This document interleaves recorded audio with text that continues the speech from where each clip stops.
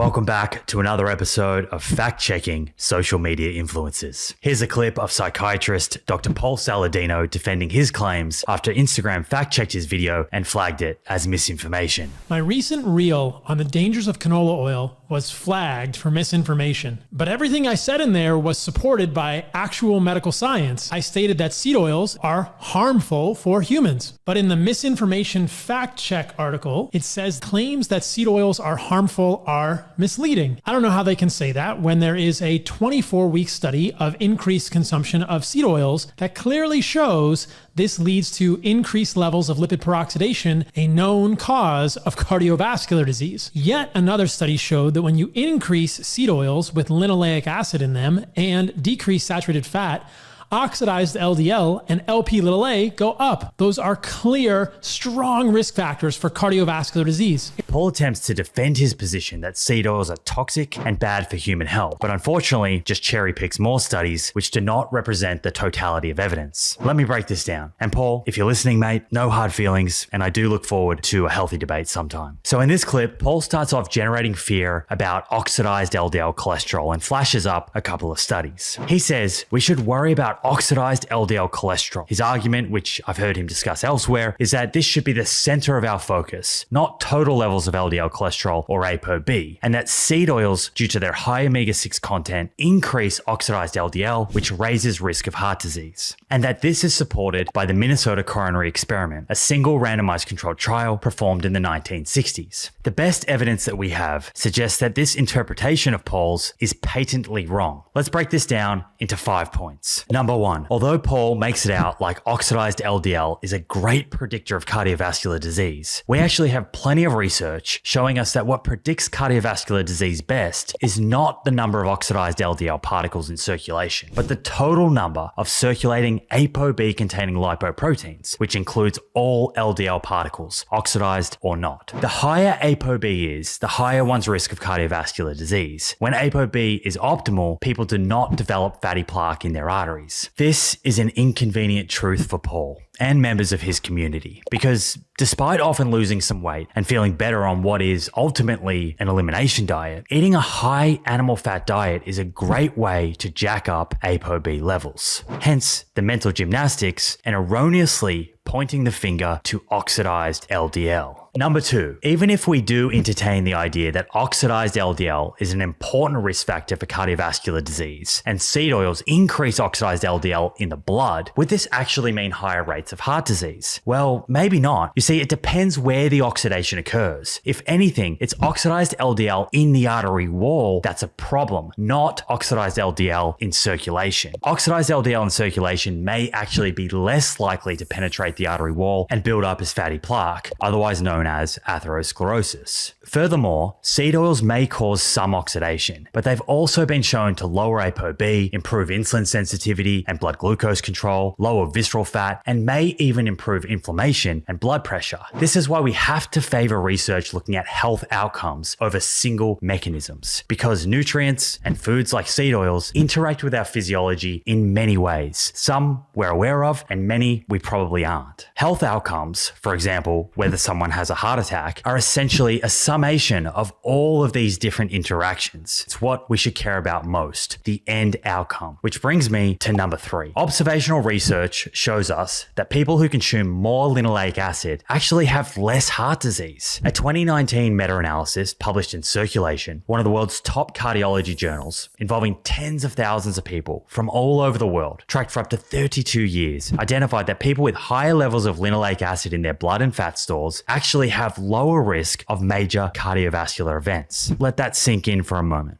The higher the level of linoleic acid in the body and omega-6 fat that's found in seed oils, the lower the risk of cardiovascular disease. Shouldn't this toxic fat be causing oxidation of LDL cholesterol and higher rates of heart disease, Paul? Number 4, over the past 10 years or so, a new type of study called Mendelian randomization has emerged, which allows us to reduce some of the potential bias that may exist in traditional observational studies. Effectively, we can look at a large population whose genetic data we have, and we can see how gene variation conditions correlate with disease outcomes. In this instance, we can look at how genetically determined levels of linoleic acid in the body correlate with disease. The neat thing is, because it's genetically determined, not through behavior, we can assume it's randomly dispersed throughout society. So differences in things like exercise, alcohol, and smoking are less likely to affect our results. So what do we see here? Well, you guessed it. People who have higher linoleic acid expression, that is more of this omega-6 in their tissues, have less cardiovascular disease than people with lower linoleic acid expression. Again, Paul, shouldn't people with genetically higher linoleic acid levels be at more risk of heart disease? Shouldn't these unstable fats be causing LDL to oxidize, leading to more heart attacks? I'm interested in how you explain this finding, which again seems to contradict your position. Number 5, Paul puts forward a single randomized controlled trial comparing saturated fat with vegetable oil, the Minnesota coronary experiment. And the largest randomized controlled trial with increased consumption of seed oils ever done in humans, containing over 9,000 participants over 5 years, found increased seed oil consumption led to increased rates of death, especially in those aged greater than 65 years. He states that it is the largest study of its kind. To be fair, it is a pretty nice study, but it just didn't pan out the way the researchers had planned. Something you don't appreciate unless you really dig into the results section of the paper. Paul is right. This study did start out with over 9,000 subjects. However, due to the fact it's very hard to keep people in mental health institutions, the setting in which this study was performed, approximately 75% of the subjects left the study in under 12 months, and the mean follow-up was a little over 1 year.